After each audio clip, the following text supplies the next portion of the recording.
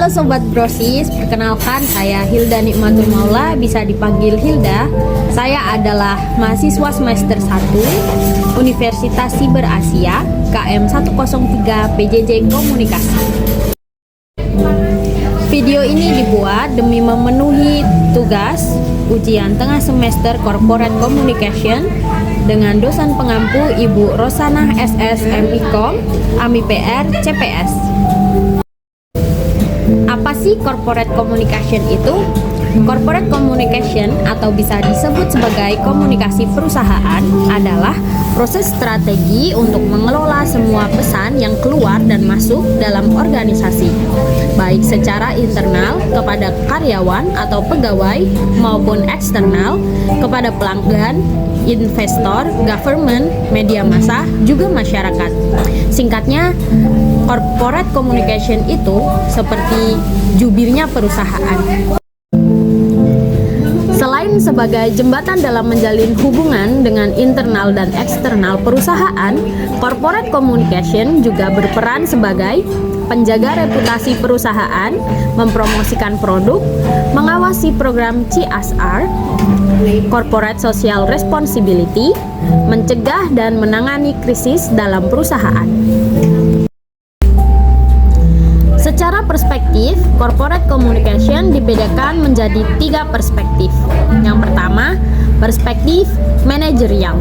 Komunikasi digunakan untuk mendukung tujuan perusahaan, untuk koordinasi, penetapan visi misi, hingga strategi branding.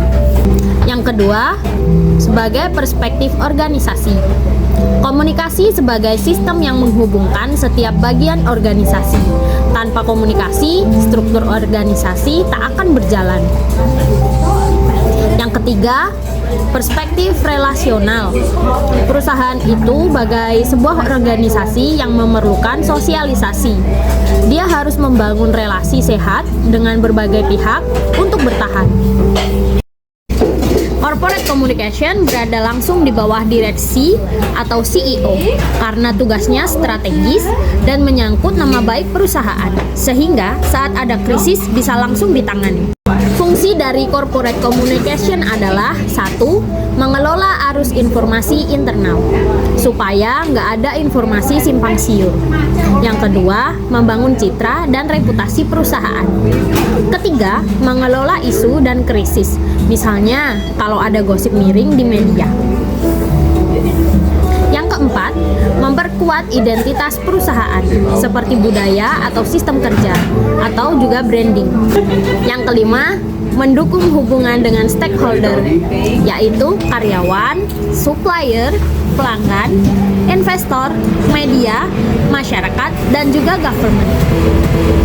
Yang terakhir, meningkatkan engagement karyawan lewat komunikasi internal. Gaya komunikasi pemimpin seperti apa sih yang ideal buat membangun suasana kondusif, aktif, dan produktif dalam sebuah perusahaan? Ada 4 gaya komunikasi pemimpin agar suasana kondusif, aktif, dan produktif dalam sebuah perusahaan. Yang pertama yaitu gaya partisipatif. Pemimpin mengajak karyawan untuk diskusi, bukan cuma ngasih perintah. Ini bikin karyawan merasa dihargai. Contohnya, pemimpin melakukan meeting 1 minggu 1 kali untuk memberikan karyawan kesempatan memberikan ide, masukan agar komunikasi perusahaan tetap terbuka. Yang kedua, gaya asertif. Kebalikan dari partisipatif, pemimpin bersikap jelas, tegas, tapi tetap menghargai karyawan. Pemimpin asertif biasa memberi perintah, minim memberi karyawan kesempatan untuk berpendapat. Yang ketiga yaitu gaya empatik.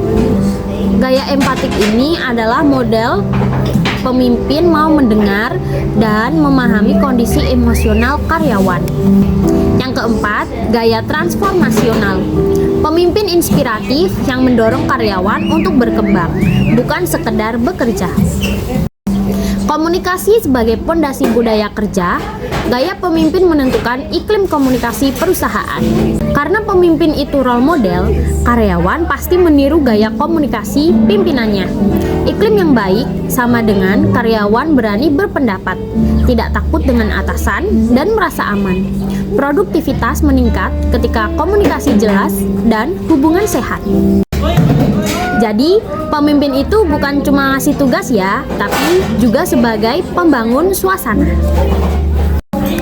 Apa sih urgensi membangun relasi dengan customer dan government? Tentu saja, relasi dengan customer itu sangat penting dong. Simpelnya gini, perusahaan kan penjual, customer atau pelanggan adalah pembeli. Kalau hubungan mereka buruk, loyalitas juga hilang. Nggak ada pelanggan, perusahaan mati alias bangkrut. Relasi dengan government juga sangat penting loh untuk menjaga legalitas, kelancaran operasional, regulasi, dan menghindari sanksi administratif. Kita kan kalau mau punya usaha di suatu tempat harus punya izin tuh dari pemerintah agar supaya operasional kita lancar, dan juga jika kita mendapatkan legalitas, kita pun akan lebih mendapat kepercayaan dari customer juga investor. Bagaimana cara membangun relasi? Yang pertama, identifikasi stakeholder. Yang kedua, transparansi informasi. Jujur, konsisten, tidak manipulatif. Yang ketiga, engagement berkelanjutan. Nomor 4, relationship building. Apa sih bedanya identitas, citra, dan reputasi? Identitas adalah apa yang perusahaan pilih untuk ditampilkan, seperti logo, slogan, visi misi, warna, dan budaya kerja. Singkatnya, identitas itu klaim perusahaan. Citra adalah persepsi atau pandangan publik pada perusahaan saat ini. Menurutku, citra itu kesan publik kepada perusahaan. Reputasi, penilaian jangka panjang, akumulasi dari pengalaman publik terhadap perusahaan. Reputasi itu seperti rekam jejak. Oke, aku kasih contoh nih. Merek Gucci. Merek Gucci tuh punya simbol yang khas dan ikonik banget gak sih?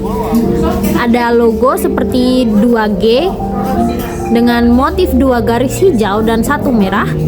Gucci memiliki citra keagungan, kualitas, dan status.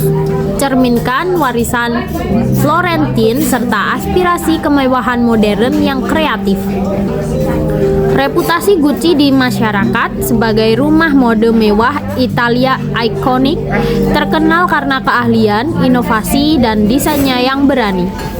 Apakah ada perbedaan dalam penyelesaian konflik di sebuah perusahaan pemerintah dan non-pemerintah?